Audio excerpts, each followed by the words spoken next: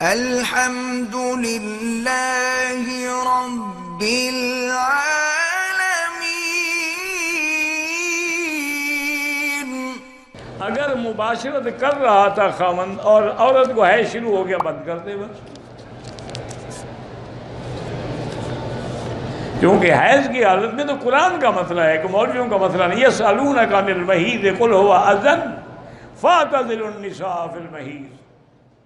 अगर औरत निफास में हो यानी बच्चा पैदा होने के बाद उस वक्त मियाँ बीवी मिल सकते हैं? बिल्कुल नहीं मिल सकते। निफास तो हराम है ना, जैसे हैद हराम है। जब तक कि वो पाक ना हो, ब्लीडिंग ख़त्म हो, तसल्ली हो, गुस्ल करे, फिर मिल सकते। और वैसे भी मेरा भाई ये क्या ऐसी हरकतें न किया करो। हैज़ में या निफास में मिलो ना तो वो गंदा खून मर्द के एहलील के अंदर चला जाता है, जिससे एड्स पैदा होती है, आतशक होती है, सुजाक होती है।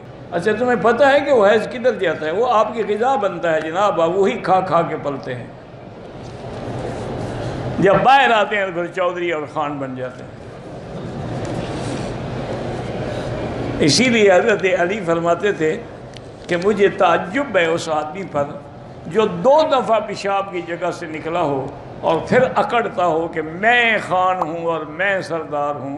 2 दफ़ा पेशाब की जगह, यानी जब मियाँ बीवी मिले तो पेशाब की जगह से मनी अंदर गई ना।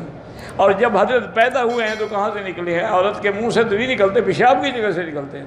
उन्होंने कहा 2 दफ़ा पेशाब की जगह से निकलने वाला किस बात पे अकड़ता है? और इसी तरह आपने एक दफ़ा खुतबे में फरमाया कि मुझे ताज्जुब है ऐसे बंदे पर जो रोज़ाना 24 घंटे में 1 या 2 दफ़ा अपने पेशाब पखाने पे बैठा होता है। इसको किस बात का तकब्बुर है कि अगर पेशाब पखाना न निकले तो हज़रत साहब अस्पताल में पड़े हों? इसलिए तकब्बुर न किया करें, अल्लाह के आगे हमेशा नियाज़बंदी किया।